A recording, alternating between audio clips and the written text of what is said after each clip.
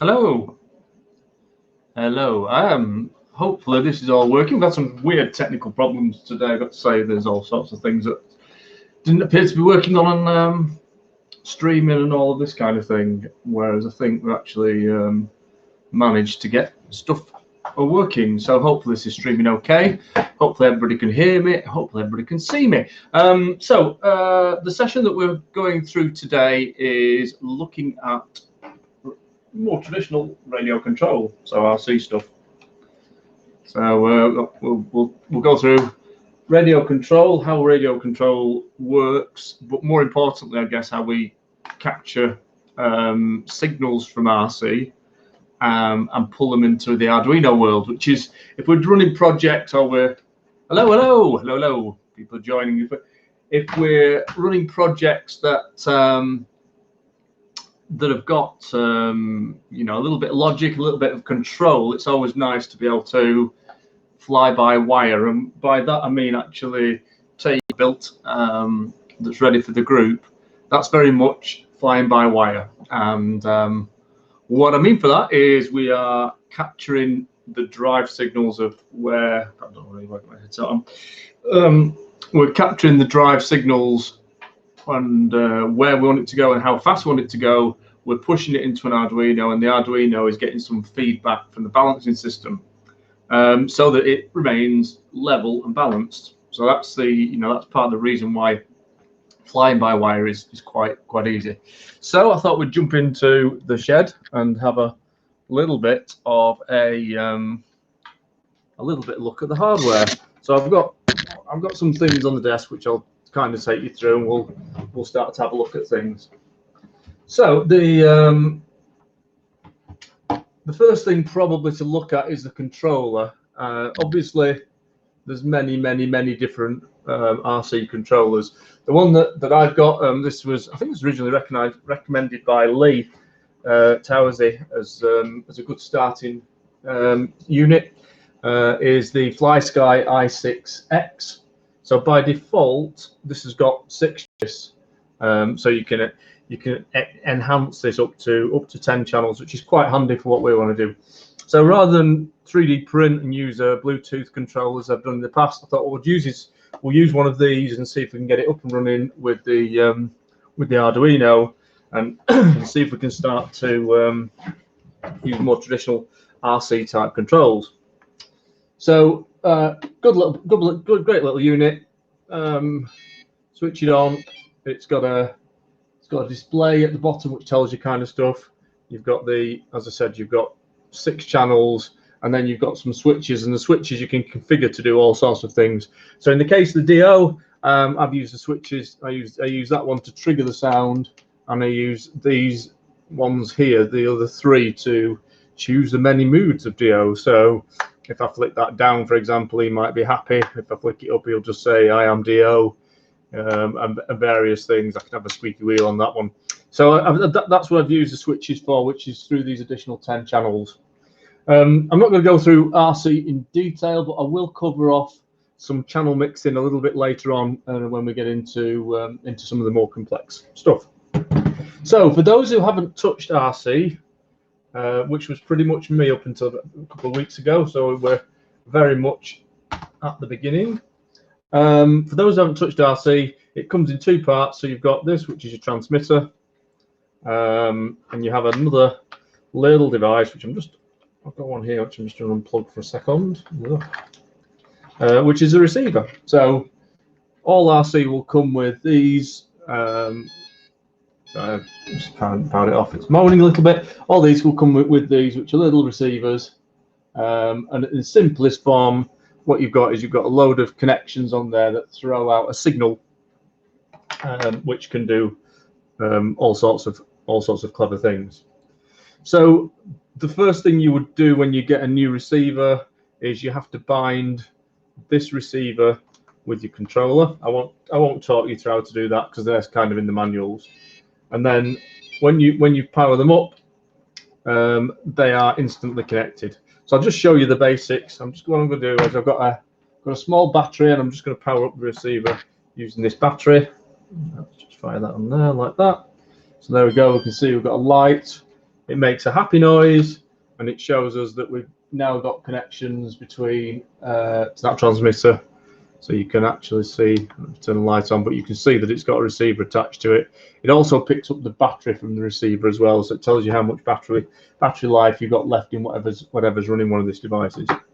And then, to be honest, RC is fairly simple in that you take whatever devices you want, so such as this servo, you plug it into one of the appropriate channels. I'll plug this into channel 1. And so literally you've got your servo plugged into channel 1. You can see this, and then as you move the stick, it controls that one. So it goes like that. So that just shows you on channel 1. And RC is really, this one's got 10 channels. So as you move along, you just plug it into channel 2. This is going to be boring for you guys. I've already got this. But what you've then got is you've got connections from channel 2, etc., etc., etc. But what we're doing today is what we want to do is we want to use RC to control something else, to run it into the Arduino.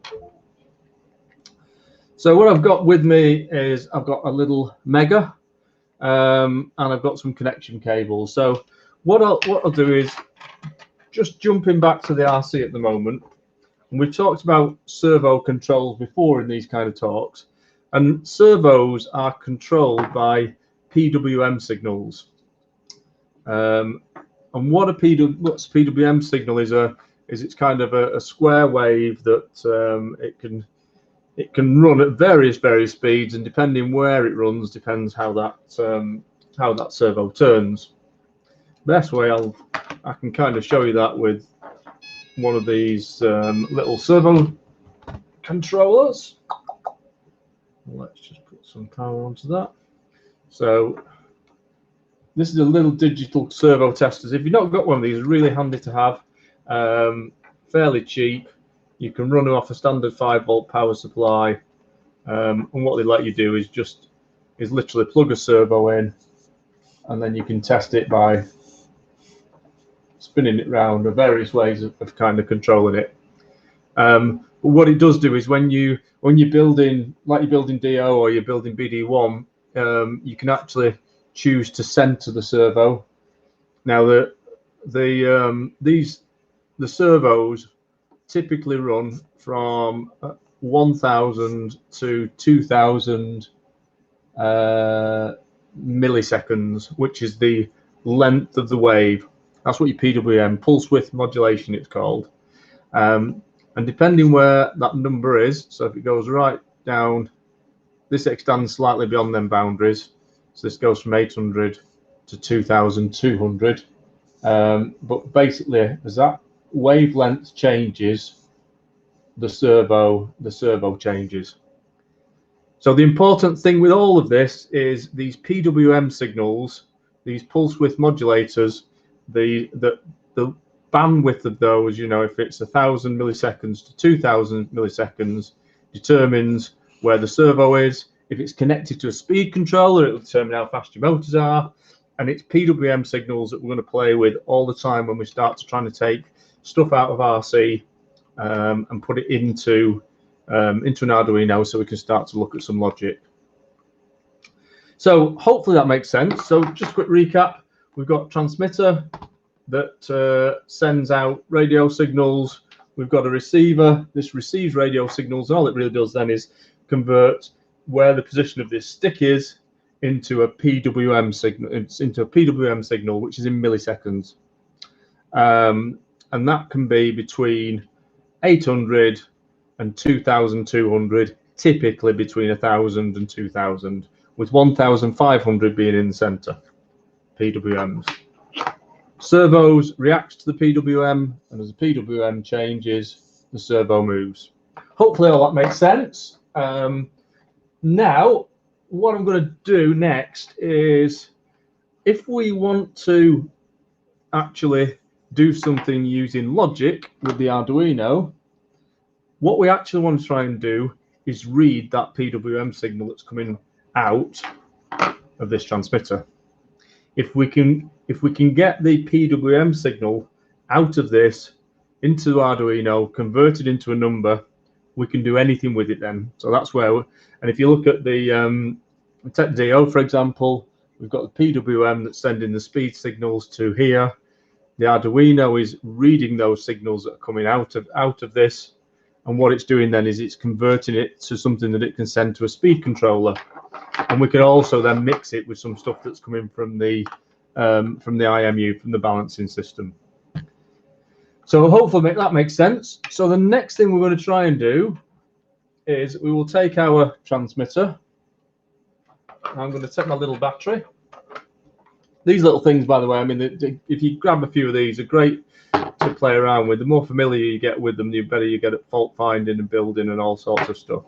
So what I'm going to do first of all is I'm just going to connect my battery to my receiver. We can see that the receiver's flashing now, and I'm going to turn on the transmitter.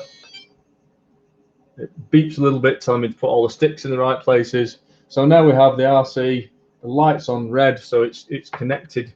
I know it's now connected to this transmitter, and if I look closely on the transmitter, you can see it's showing 2 batteries, and it's showing that it's actually connected. And then likewise, if I take my servo and I connect the servo into this receiver with the right connection like that, I'm just going to put it into channel 1. We get back to where we were before, where we can move the servo using the RC stick. So what's happening now is as I'm moving that on channel 1 on here, it's actually kicking out a PWM signal between 1000 and 2000, and that's what's moving the servo. Okay. So what we don't want really is I don't want a servo on the back of that. So what I'm actually going to use, I'm going to use the second channel, channel 2. So I know channel 2 is controlled by this stick here. And there's lots of things in the software on these things that you can configure. So I've got a little DuPont connector, and again, you've probably seen it in lots of the videos, lots of the builds. If you can get used to doing DuPont connectors, you can make all sorts of cables. I'd have a bit of panic before because I couldn't get all of the technology working, so I literally threw this together about 5 minutes before we started the video. But it's a standard servo connector on the other end, and it's got 3 pins that I can connect into an Arduino. So here's your Arduino. What I'm going to connect is the black pin. Standard servo connectors are always like that, by the way. You've got power in the middle, which is the red one. You've got black on one side, and then you've got white on the other.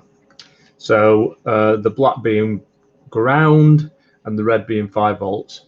So if I take my Arduino, all I'm really going to do is put the ground into ground and the 5 volts into 5 volts.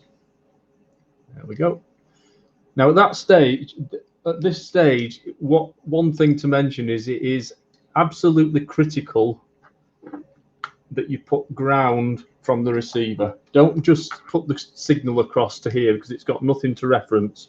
On all the circuits that we build that need logic where it goes across different devices, having a common ground means you actually common ground where everybody's connected to the same ground means that it can actually read those signals. Now this last one here, this little orange cable that we've got on our servo, or white cable as I've got here, is your signal, and this is where the PWM output is. So what I'm going to do is I'm going to plug this one into pin 3. So 0, 1, 2, 3, and I'll plug it into there.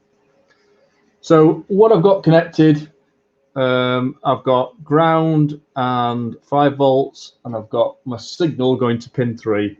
Because what we're going to try and do now is that PWM signal that's coming out of here, rather than it going into moving a servo, what we're going to do is we're going to try and get it into the Arduino. So and I'm looking at them. I'm not seeing all the questions on the screen, but I will come back and have a look at those afterwards. So once I've connected this up, the last thing I'm going to do then is I'm actually going to connect my Arduino up to a USB cable, which is going to the PC because we're going to run some code on it. And then finally, I'm going to connect this. See if you can see. Probably should just try and tilt that camera down a little bit. Bear with me, callers. There we go. Yeah, so what I'm going to do now is I'm going to take the connection from the Arduino. I'm going to plug this one, making sure I get it the right orientation, into channel 2. So plug that into channel 2. Okay, so there we go. So what I've got now is it looks like I've almost got 2 servos connected, with the signal wires both at the top, the ground wires both at the bottom, and the 5 volts in the middle. I'm still running this off this little 5-volt power supply. I've still got a red light, so it's still connected. So what's happening now is we've effectively got 2 servos. One is actually got a servo connected to it, and the other stick here is changing the PWM signal as it would do for the servo. But that's going into pin 3 on the Arduino. Hopefully all that makes sense so far. So it's really, really simple. All we're really doing is treating the Arduino as another servo, and we're going to try and capture that data that's coming in there. So what we'll do now is I'll just jump onto the screen a little bit. I'm just flipping my camera on, and I'll pull up some code if I can do. There we go. Right. Hopefully everybody can see this code. So this is a little sketch, literally just written 2 minutes before we started, but it's it's very, very simple, and I'll just talk you through what this sketch is actually doing. Okay, so we've got a couple of variables at the front. Now, if you're not an Arduino expert, or this stuff's like double Dutch to you, don't worry about it too much, because I'll talk through very basically what that means. So a variable is where we're setting a number up that we can use in the code, and what we're saying here is the variable pin 1 is 3, and what that means is it's actually it's where we plug the receiver into pin 3. We've just referenced that's the pin that we're using. The second one is something called duration, and duration is I guess it's the duration of the duration of that PWM signal. So when we talked about it was between 1,000 to 2,000 or 800 to 2,200. That's what we're actually going to try and use to record that. Okay. So very, very simple sketch. It's literally got those 2. Let me just going to check something while we're talking. Oops. Right, there we go. Right. Okay. So those 2 lines. That one's the pin that we're reading. This is the number we want to read. Your next piece on here. So Arduino code, for those that aren't familiar, is split up into 2 pieces. It's like a universal bit at the top, which applies to everything. And then there's a couple of little loops. There's one called setup that just runs once when you first power the Arduino up. And then the loop is what constantly runs through until you switch the Arduino off. So we're moving to setup. So in setup, all I've got in here is serial begin. And the reason I'm using serial is that the laptop and the Arduino talk to each other via serial, so I can get some information out, so I can kind of show you what's going on. And then the clever bit is really this loop. Well, it's not that clever because it's quite simple. So what we've got in here is we've got duration 1, which is that number there. And what we're saying is that duration 1 is equal to pulse in pin 1 and high. So the command that we're using is a command called pulse in. And what pulse in is it measures, it's expecting to receive a PWM. It's expecting to receive a pulse. And what it's going to do is it's going to measure how long the high part of that pulse is. And the pin it's going to measure is pin 3, which is the one that we've got plugged in.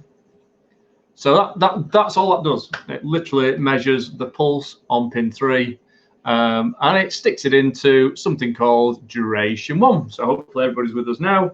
All nice and simple. And then the last bit, and I told you this wasn't very exciting, the last bit of code is serial print ln, which serially prints a line back to the laptop. This is purely so we can see what's going on. And what it's printing back is that duration that it's actually read. Okay. So what I'm going to do now is if I click on Sketch and Upload, make sure I've got the right Arduino selected. Yep, Sketch, Upload, like that. What that'll do is it'll compile a sketch, it'll upload it, and it'll throw it onto the Arduino, which it has done. So what the Arduino is doing now is it's using that pulse ln on this pin 3, and it's trying to measure how often that little high appears. And what we're expecting is between 1,000 and 2,000 milliseconds.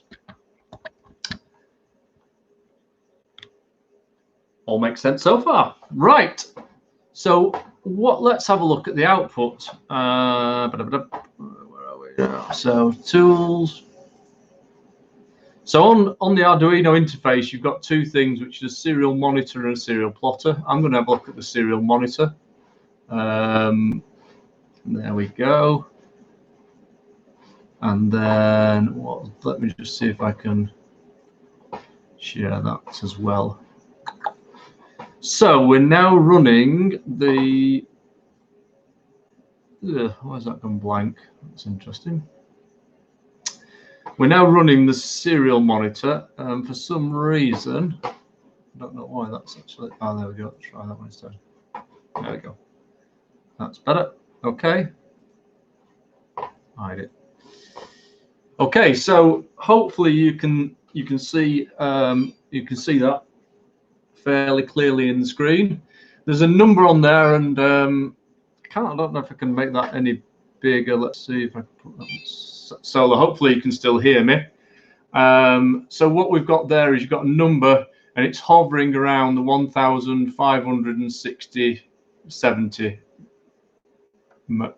area, and you can see that's going up and down now. It's going up to 1,986, and it's going down to 993, and that's as I start to move the controller. So that's literally as I'm moving this down and this up. So what's happening now is I'm moving this up and down. That's going into the receiver. The receiver's kicking out and changing the pulse width as it tries to move a servo or speed controller.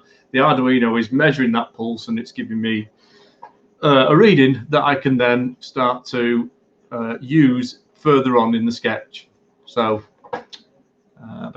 so serial plotter. What I'm going to just have a quick look at now. I'm just managing the windows in the background. Let me have a quick look. Tool serial plotter. Now there's another function in the Arduino library called serial plotter, and I'll just show where that is. So if you click on at the top, if you click on tools, you've got serial plotter. So rather than it giving you a text based image, what it will give you is it will give you kind of a more of a graphic type thing. So let me just share that. There we go.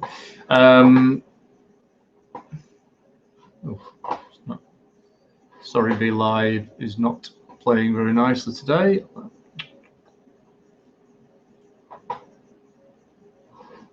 Let's click on that. There we go. Showing stream.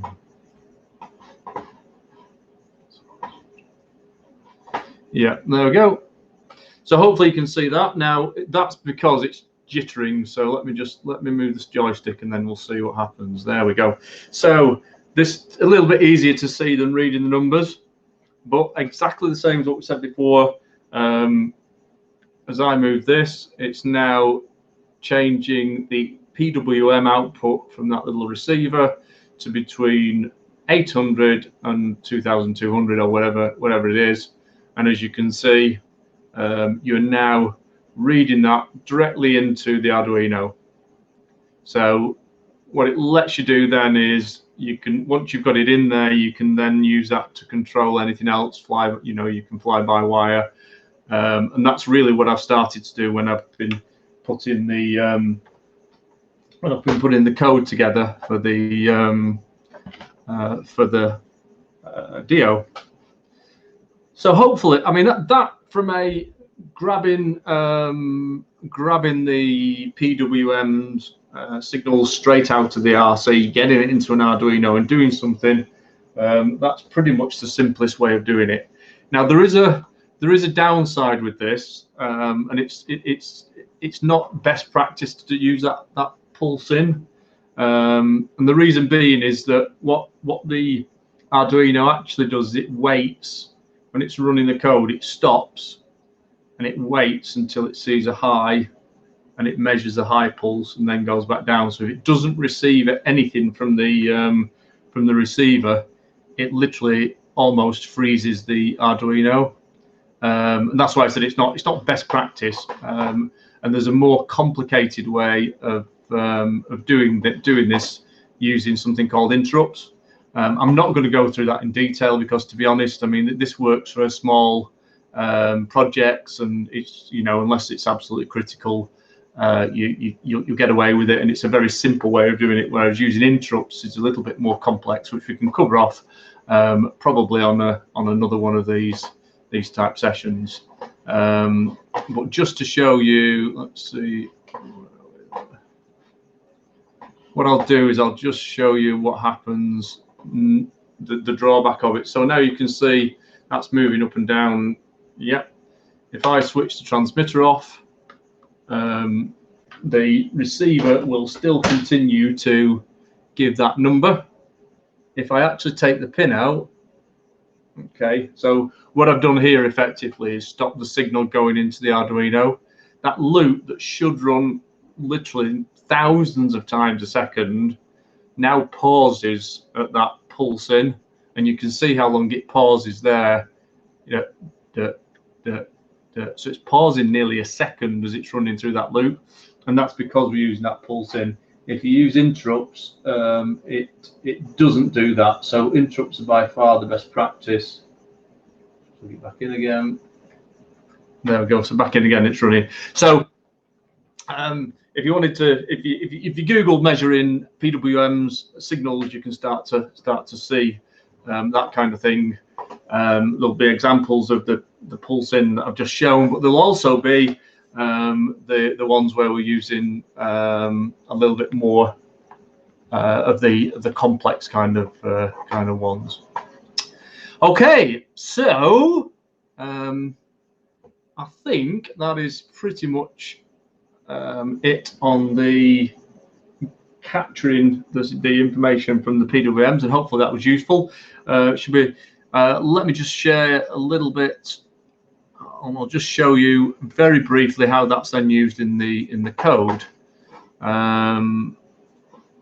So let me just pull this one in.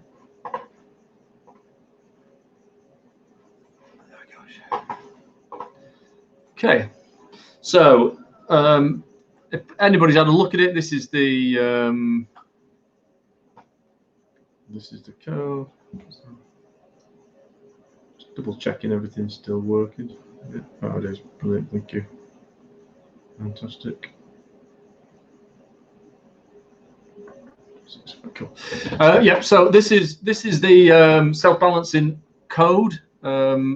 This is version 1. This does need, by the way, this does need a few tweaks. So you know, when you put it on, there's various bits that need improving. One of which is that by default it sends, I think it sends a 0 out to the speed signal. So if you're not getting a RC signal into the Arduino, one of the wheels will go one way and the other wheel will go the other way. So it's important really that you that you test this without the without all of the wheels on, etc. So as you can see, we've got loads, a lot more complex, but effectively these first bits here define which pins the speed controller's on.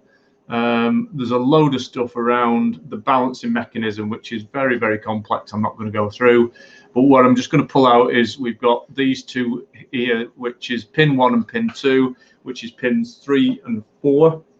So they're the ones that I'm using to measure the speed that's coming out of the RC controller. I've got duration 1 and 0, so exactly the same as we had on the other one. They'll measure the actual pulse widths, and then there's some other complex stuff. So it runs through, it starts some stuff up, and then you can see as it starts to run into the little loop, the first thing it does is it measures that pulse in on pin 1 and pulse in on pin 2, and that actually then gives us the speed of the two wheels, and we can start to do clever things with it. This next one is the very, very, very useful command in Arduino called map, and what that does is it takes something that is between 1000 and 2000, as we said, with the speed, and it will actually change it to -255 to 255. So what I mean by that is that would give us a reading at something that a servo would understand, i.e. 1500 is in the middle, PWM, and it will convert it into something that a speed controller might understand, which is between -255 and 255. So that's a little thing it does there, and then it does some kind of clever stuff. This is all around the balancing. So what this self-balancing code does is it converts the angle of what the DO is at into a motor speed that will drive it forward or backwards, so it'll level it back. So if you tilt it, it'll drive forward. You tilt it that way, it'll drive backwards until it levels itself off. So there's some code in there that just basically makes it do that on its own. What it doesn't do is drive it forward or backward. So what we do is we do all of this clever stuff. And then towards the back end, there's just two very simple lines, to be honest. But what it is the motor speed that I want it to go at using my sticks, adding on to the motor speed that's coming out of the balancing mechanism. And that's effectively what does the balance. And when I said there's some clever stuff, there's all this stuff called PID, which you can tweak these numbers and tune these numbers to make it balance in different ways. But that's basically how this code actually runs. What I've done with DOV2 is literally just use the Arduino to read the signals coming in, to drive the motors and to balance, and then the rest of the beauty of doing as we've done there, you can actually mix. So you can have 4 servos connected directly to the remote, and then you can read two of the signals and do something with it. So I just read the 2 signals that are coming from the speed controller, part of it, i.e. the driving stick, and then I do something with that. So and then the rest of it is direct. And part of the reason I'm doing that as well is I'm not interrupting the code, because it's balancing code up. You want it to run fairly quickly, and you want it to be quite adaptive, and it does work. It does work quite well. Right. The other thing that I thought I would cover off while we're here, very quickly, we've got about 10-15 minutes. I was just going to cover off how about channel mixing and setting these things up. So because by default, and I'm just trying to get the camera in a position where I'll be able to sort of show you stuff, but by default, let's pop it over here. By default, the RC control that we've got is for planes and helicopters and that kind of stuff. So it's and what we're doing with DO is we're doing something called tank mixing, and what a bit just like exactly like R2D2 really, which is that under a traditional remote control car, you'd have this one which effectively controls the speed, the throttle, how fast it goes, and this one controls the steering wheel. So this one turns the wheels left and right, and this one goes faster and slower. On a tank drive, what you've actually got is you've kind of got, these aren't round nor are they wheels, but you've got two wheels that go like that, and then when you want to turn one way, this wheel turns faster, and you want to turn the other way, this wheel turns faster. So that's called tank drive. Now, to do it on a remote, to do it on RC, what we want to do is because at the moment that will just do one channel throttle, that one will do left to right. What we actually want on a tank drive is when I push that forward, I want channels 1 and 2 to go full throttle forward. When I pull it back, I want channels 1 and 2 to go full throttle back. And when I turn it left, I want channel 1 to go forward, and that way channel 2 to go forward. So it's kind of steers, and that's called mixing. Now on this remote, if you press, I think it's press most of these buttons together and get into it. I'm going to get into it.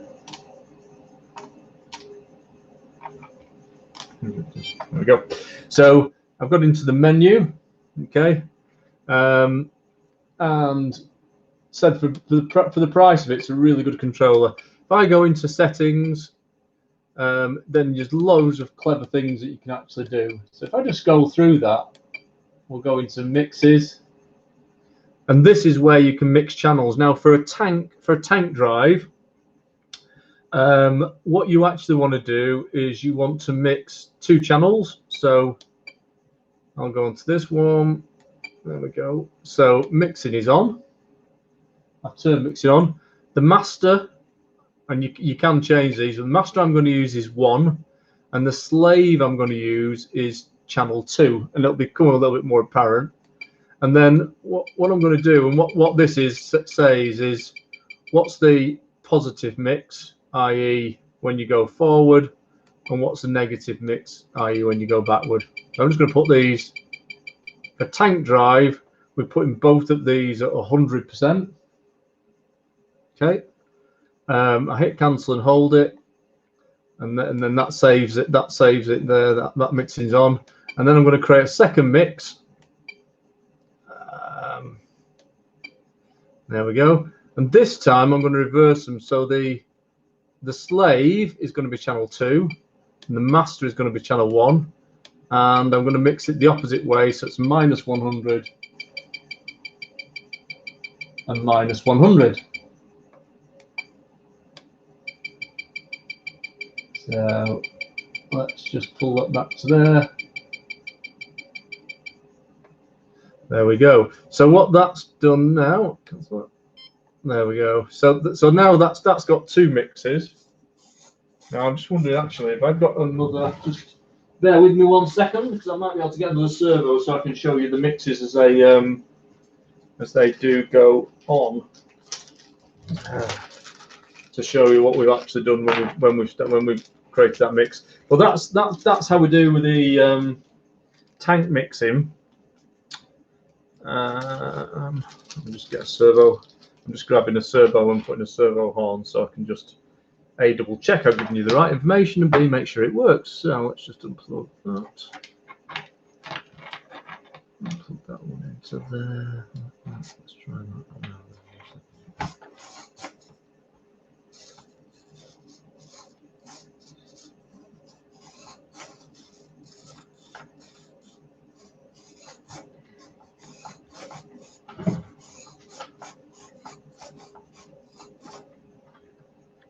Why am I not getting this? That's not because I'm using that web trying.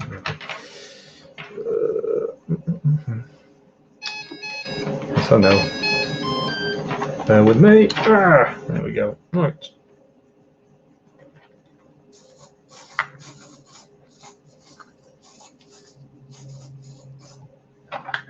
Right. So I put the tanks mixing on. Let's see. Sorry, I put two servos on so we can see both channels. So if I go forward, there we go. Right, so forward, you can see they are in sync that way. If I go left, that's exactly what I'd want. So if you can imagine, these are the two throttles, and I know they when I go forward they're in sync, as you can see, and then when I go left they go into opposite directions. So at that point you've got full full tank mixing. So just to recap, that's mix is on, channel 1 100%, channel 2 that's 100.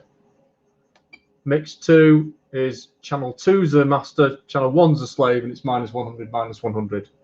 Okay, so that's your mixes. The other thing that I stumbled on when I was trying to set this up as tank. So at that point, this worked. Now I could drive DO quite happily around there. When I turned him left and right, he went crazy, spun round left, spun round right, because these were massively oversensitive. And it took me ages. Well, it didn't take me ages actually. I spoke to Lee Towsey. I said help, and Lee told me how we can actually then affect that. How we can start to turn down how much this one actually does. And I'll show you where this is on here.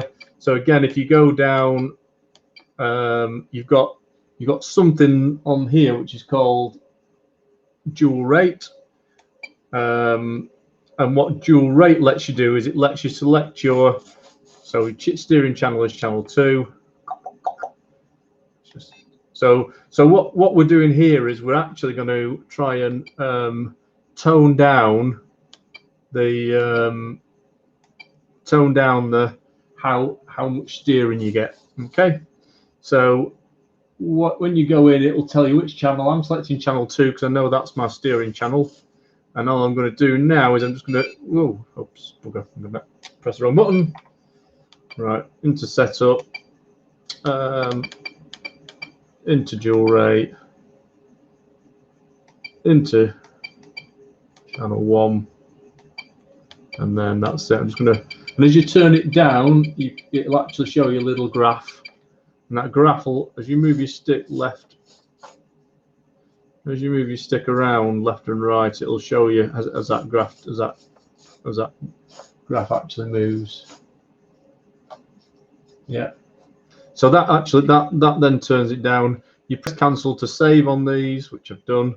The other thing that's quite useful on this is if you click on display, whereas before I was showing you the actual things, I can now see I've got it on the wrong channel actually, because this is channel 2, but I can change that. So that's my full throttle, full spin, full throttle, and you can see it's really sort of tweak that down a little bit. So that allows you then to sort of tune how much the turn affects it and how much the throttle affects it through those two things. So that essential if you want to use one of these with the DO is that mixing. And your mixing is slave is 1, master is 1, slave is 2, and that's 100% on both. And then the second mixing is your master is 2 and your slave is 1, and it's -100%. And then what you actually use then is your dual rate, really, then to start to increase or decrease the impact of actually steering that around. So that's the main piece of actually doing the mixing, and then obviously what you're doing then is you're driving DO around. You can use these trim buttons up and down, which just tweak the center point for these joysticks, so that you sort of tune them in a little bit. And that's the advantage of using RC, is you can actually do all of the little tweaks actually within the controller, so that the code that remains on the DO is or whatever device you're using remains kind of similar. Doesn't need much changing or much sort of tweaking really. So that's it. Pretty much what I wanted to cover off. That's, yeah, I am narrowing the PWM on the dual rate. That's right. Yeah. Exactly. So I'm just going to have a quick flick through, because I know we've been doing lots and lots of stuff on there, just to see if there's any questions from the top. So batteries, I think, and I saw some things back and forth. Yeah, I'm using 220 milliamps, and then the dual 7.4 volts, and I'm wiring them in serial, so you get 14.4. and yeah, they work pretty well. Let me just have a quick flip through. Is there anything else? I use the same brand. They're just easy to get hold of, certainly in the UK. But I mean, it's there are similar sized ones around, I guess, in the US, which I can see some links. Any advice on these controllers versus PS and Xbox? You know, I mean, I love the Xbox 360. I've just got some PS3 controllers to play around with the Shadow. I quite like them. I like the Bluetooth and the you know, the small and easy to hide and all of that kind of stuff. Now, obviously, I think it's been well known that, you know, they can have interference in large public areas and all of that kind of stuff. So it's really just more of a choice. The thing I like about the RCs is that they're built to be, you know, they're built to be tweaked and to drive, so they are pretty solid, reliable, and there's lots of configurations that you can kind of do for that. I got asked early on about Chopper and adding the 2 to 3 to 2. I'd love to. I want to get Chopper done first. I'm also, I think, I'm nervous with 2 to 3 because it's just horrendous. It can do all sorts of issues with face planting and getting the balancing right and whatever. And with Chopper being a bit of a smaller, bit of a chunkier one, it may be easier, it may not be. Certainly have a look at that. Do you need to use Arduino Mega, or will Arduino work? I built it all for Mega. The only difference, I guess, is processing power. What am I using? So I'm using. There's nothing in there that wouldn't have the connections on an Uno.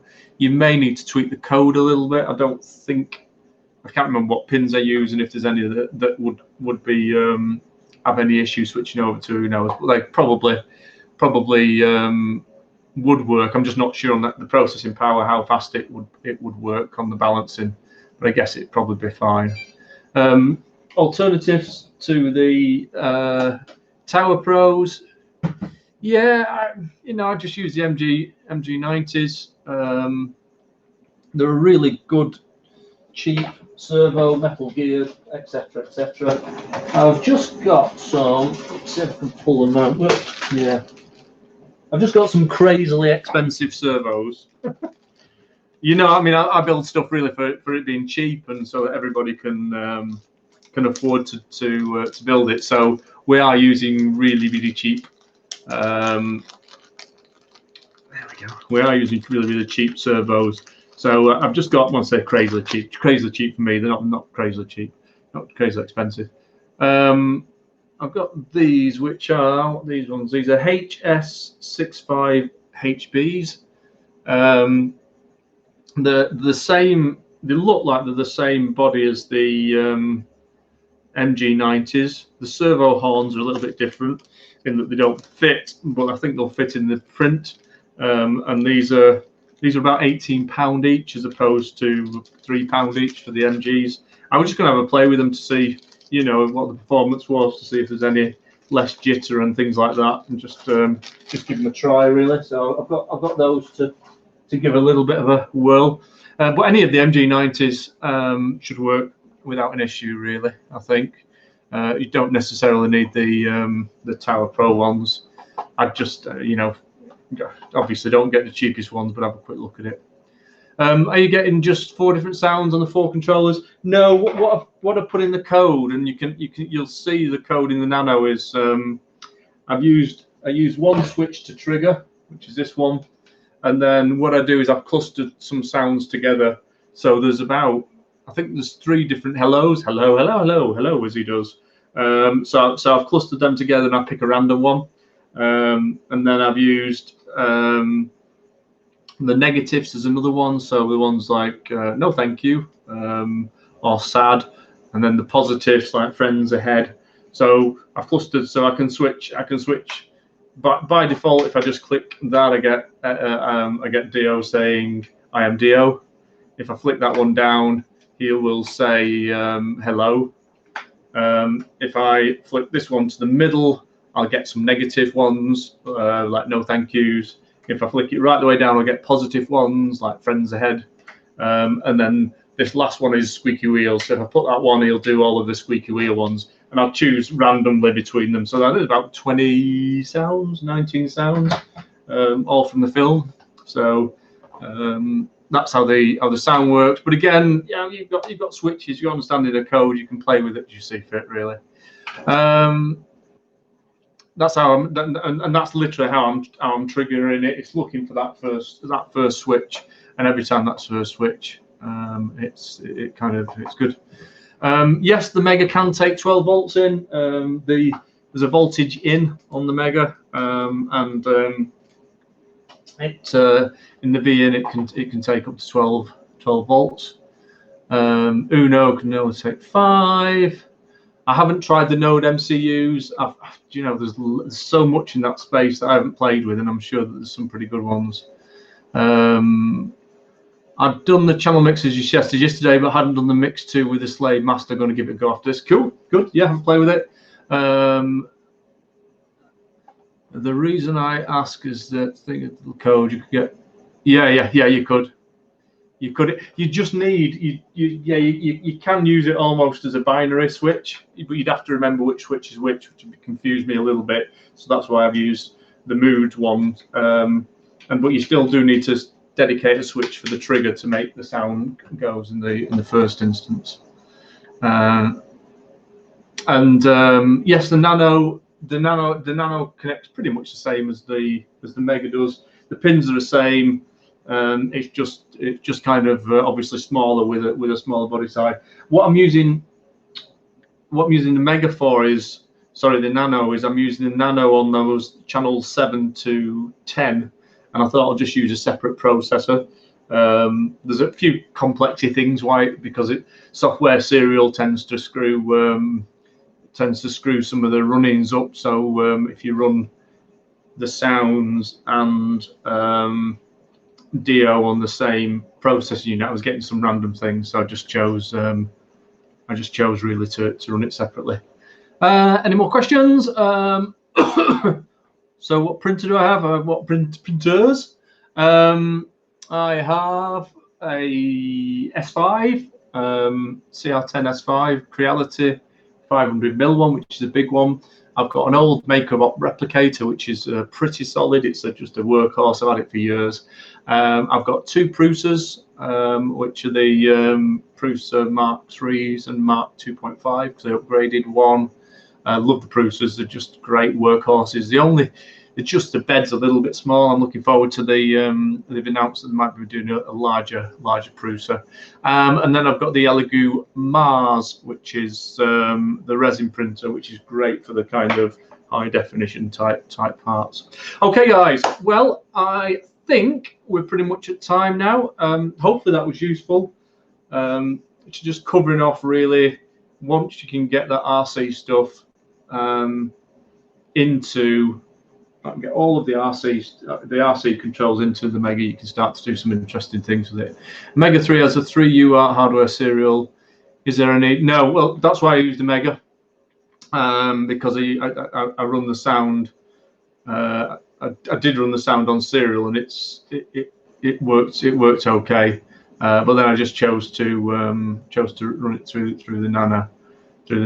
So, but again, guys, if you want to have a play and you want to get it running all on one board, then by all means do the codings. What I'll try and do with the balancing coding is make it a little bit more modular, so we can add pieces too. I'm conscious that if we want to go down the Shadow or the 360, the Padawan 360 type controllers, we will need to run everything off the 1 Mega. So it'll give us a little bit more time to, give us a little bit more challenges, and we have to try and get it always on there. Anyway, thank you everybody for coming along. Forthcoming, we've got 2 more interviews in the shed set. I think one for 16th from memory, and one towards the back end. We've got some great individuals on those. I think you've already seen who's got on there. Very varied. We've got the wonderful Chris Reef, who's joining us. This is the guy who actually does a lot of the artwork for the books.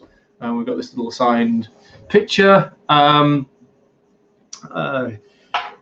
And we've also got the one of the guys that built the original BD1 coming on. So quite a few guests coming along on the interviews and sheds. Looking forward to revamp on the patron page, not on the patron page, but on the OneDrive. So what we've done with that is really sort of tidied all the OneDrive up, tried to make it a lot simpler. But the biggest thing has been to put the main archive of all of the stuff, all of the R2s, all of the domes, all of the different builds in that one share. So where you were trying to jump back and forth between different shares, now the patron share has got everything in one place, which I think will be really, really useful and much easier for people. And like I said, we're just tidying it up. So I'll try and tidy it up. What I've also done is on the models is to keep the file, the folder as being the folder model. So the instructions are in there, the sketches are in there, the sounds are in there. So we just tidied it all up a little bit.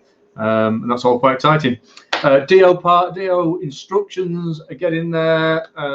So big shout out for Andy for doing that, which is good. And we've got the first draft of the circuit diagram. The files are good to print. I'm hoping that I'll manage to get them shifted into another folder tonight, but if I don't do, it's just go into the Polu directory and print away. Off you go.